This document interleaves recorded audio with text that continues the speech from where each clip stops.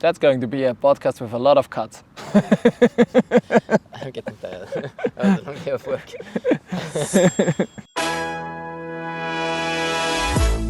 Welcome listeners to the podcast Communicate with the World, sponsored by Europe Direct.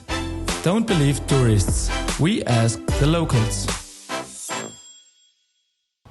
Hey Oscar, Hey, nice to meet you. nice to meet you too. Well, what a pleasure to have you in my podcast today. Thank you. Well, you're a young guy from France, from Paris, so tell our listeners some details about you.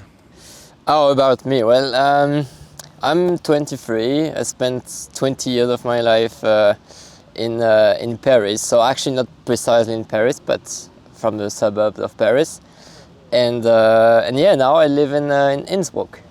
Cool, so how come that you're in Innsbruck now? To actually finish my studies, I'm making my master thesis. On avalanche research, so on avalanche dynamics. Oh, cool. Yeah. So you studied that in Paris? Not exactly. I studied 4 years in Paris, and then I finished my master in Sweden. Oh, wow, so you're a really international guy. We can say it like this, maybe. Yeah, nice. So how do you like Innsbruck so far? Oh, I really like it. It also feels more secure than living in Paris, I would say. That's really interesting, because that would be one of my questions afterwards about security in Paris. If you are already hit there, so go for it. How is the security there? I would say it's good, but just you need to think about it. When you come back, because I live in the suburbs, so each time you make a party in Paris, you need to come back to your place. So you need to take the train or take whatever commute system, and you need to think about it before. And if you go in a night bus, it's better not to be alone, I would say. Well, if you're alone, it's still okay, but yeah, you heard stories about people who got some trouble and everything, so you don't want it to happen to you. But did you experience one dangerous story once? Me personally, no. But when I was in high school, I knew a guy from my class who got robbed and beaten by some people next to my high school. So it's kind of these stories, it's but nothing major. But it's also really depends on where you live in the suburbs. Some suburbs are really safe, some are okay safe, and some are really not safe. So it depends. And inside Paris, I would say you have many policemen because of the tourists. So it's if you are in the center, if you are lucky, it's okay. Yeah.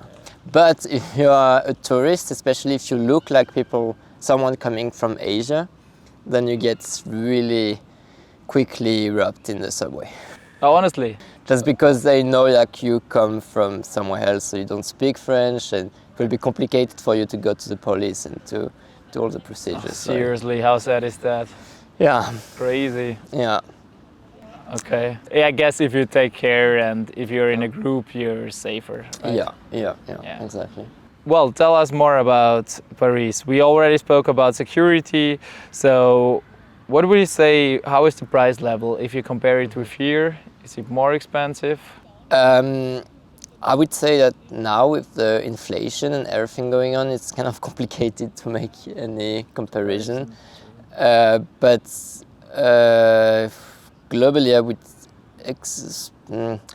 would expect Austria to be more expensive than France, but not more expensive than Paris, because everything is more expensive in Paris than in the rest of France. I think Austria is not a shock for us. And also not from travel from here to there. So. Yeah. So overall, what do you like the most in Paris? What if I go there, or our listeners are going there, what should they do really there? Something must see. Yeah. Okay, I would say first thing is most of the people who spend their childhood in Paris wants to live because it's not such a great place to live in. But I think to visit, it's really, really cool because you have like tons of monuments, which is really classic, but I think it's still worth visiting it. And something that maybe people know less about it is you have a really cool forest close to Paris called Fontainebleau. And it's actually a really great place, really beautiful and not so known by tourists. So it's a really cool way to visit something that people don't know about it, and just So there's more than normal sightseeing. Yeah, definitely. And also like chilling along the Seine River, because you have some exactly like here in Innsbruck, you have this river, and you have some really cool spots around where you can just like go in the evening and have a beer or like just chill. I think that's great. Okay, yeah, well, that's always cool. I did that already next to the Seine, and as you said, it reminded me at the inn here in Innsbruck. It's a really cool feeling, and also the vibe is quite nice there. A lot of young people, a lot of students. Yeah. So it's always a pre-drink area, right? Exactly. Oscar, you're a fanatic sporting guy, you're a climber, and you write your master thesis about avalanches. So what's possible to do there in Paris? Like sport activities, is it possible to climb there or things like that? Yeah, actually climbing is really a trend now. It's really a huge fashion, and you have many people starting climbing, so you have actually many climbing gyms in Paris. So it's pretty easy to go climbing. It's definitely complicated to go outdoor climbing, but can be expected. And regarding indoor climbing, it's kind of interesting because so actually like people who go climbing in the city are really hard to explain, but they have like a urban lifestyle. So they really like going to a restaurant afterward, having a drink. So everything is actually included. When you go to a climbing gym, you have a restaurant in the climbing gym, you have a pub in the climbing gym. So you go in the evening. In the climbing. Yeah, or maybe like more a bar. But you go in the climbing gym, then you like have something at the restaurant, and you drink with your friends, and that's I think very different from the culture here in Austria, where people mostly train in the gym and go outdoor. So the climbing gym is just like a training area. Okay, interesting. Which sport are you making there in Paris? Your most famous sport is football, I guess. Yeah, in France, definitely. Definitely. Like many people play football. Also during my childhood, when at school, you have like football playgrounds. So yeah, it's very classic. And people are kind of proud about the French football team. Yeah, but it also shows your diversity, right? France is a really diversity country, and therefore also the national team shows all the diversity there. How is it to live with such a diversity? For me, it's great. Conflicts or? Sensitive terrain right now. No, for me it's great, but right now it's kind of classic in Europe, but the far-right movement is really increasing. But regardless of that, I think it's just amazing, because if you go now in Paris,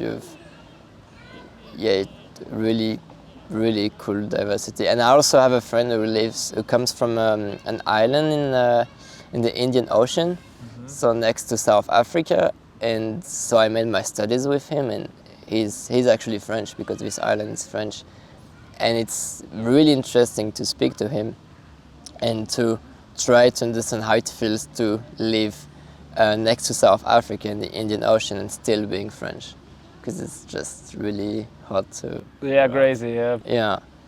And colonies and everything, Yeah, exactly. So I feel like past of France is really heavy, because basically if you have an island in South Africa, it means that you invaded it. So now you have many trouble regarding that, but I think overall it's a great opportunity to just open up to many different cultures and to mix up everything and get to a really cool melting pot. Well, I'm so happy to hear that you see that in this way, because, well, if you're open-minded to people, then it's so easy to get in touch with them, right? Yeah, definitely. And I think now with all the far right movement increasing, it's really good to see the positive aspects and to also talk about it, because most of the time people who are okay or happy with it don't talk, and the people who are against it are like talking a lot and getting a lot of space in the newspapers. So I think it's worth it to say that. I think it's positive. Exactly. Yeah, good attitude, man. Well, let's continue. There's the land side of France, and you have also the Alps there. So, do you know some secret spots or hidden spots about the land side where people should travel? Definitely. So first, very classic, but you need to go to Burgund because of the wine. So they produce a lot of wine there, and if you go there, you can like visit the spots where they do the wine, and then you can taste it for free. So it's definitely worth it. Okay. Here we need to stop. You can try the wine for free. Yeah, you need to pay for Explain the visit. more. Okay, yeah. But then you can like taste different wines and just like go in the cellar and they talk to, and these people are really passionate. So if you like talk, you can get a lot of wine actually. And then you can, for sure you can then like buy some with discounts and everything. So it's definitely worth it. I think there are not so many French people who do it, but yeah, if you are from abroad, I think it's really How come that French people don't do that? I couldn't explain. I think you have a different regard in your country when you live in the country or if you come from abroad. So it's, Okay, the wine tasting.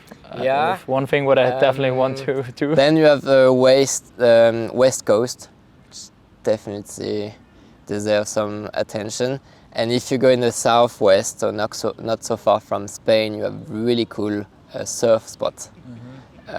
In the Atlantic Ocean. I think it's a really nice place. I mean, it's super famous. It's called Côte d'Azur, so you can also go swimming and everything. It's world famous.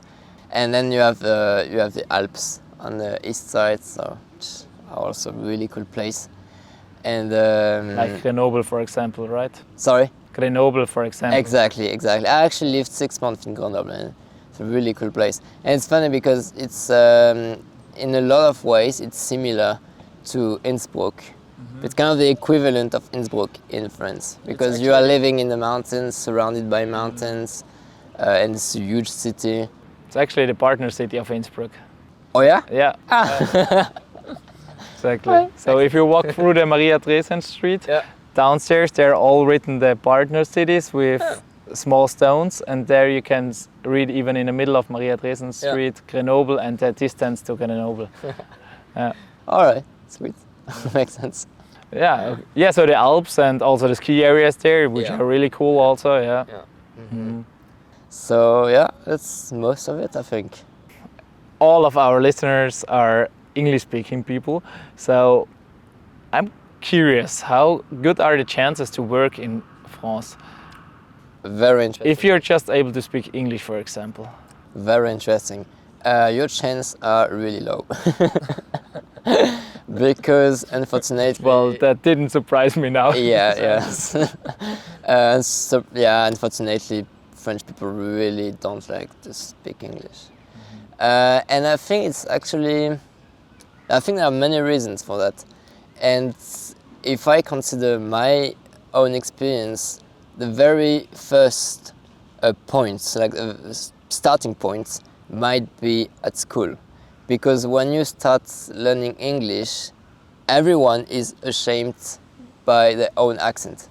So people are like laughing at each other because of how we sound when we speak English. But you all sound the same. Exactly. But still, okay. You know. And I think it makes people, and then like everyone wants to stop, because if you try to speak English, then people laugh at you. So it's like, well, doesn't. And when you're like 12 or 13, you don't realize how useful it is. Yeah, how important it will be in the future, right? Yeah. Even if you're a big country and many people speak French, but still. Yeah, that's the second part. I think the first part is this, starting point is at school. And then the second part, I think, is many people don't need or don't think they will be able to go abroad, actually, because it's expensive. Maybe not more expensive than traveling in France, but in the mind of people, I think it might be. And you also have many things to do in France, which is true in a way. Which you already told us, right? But still, I mean, you have so many things to discover abroad. But I think it might be another side of the story. Okay, we found out language is a big problem. No. But are people open-minded? For example, if we try to speak French and everything, are they open-minded to international people, or is there a little bit racism there? Okay, there is definitely racism in France. I mean, far-right movement got like 43% of the last election. But this fact aside, I think people are really. I think just people are not. They're not used to meet people from abroad, and also because of this lack of English skills. But actually, if they get to know other people, they would be interested by them, definitely.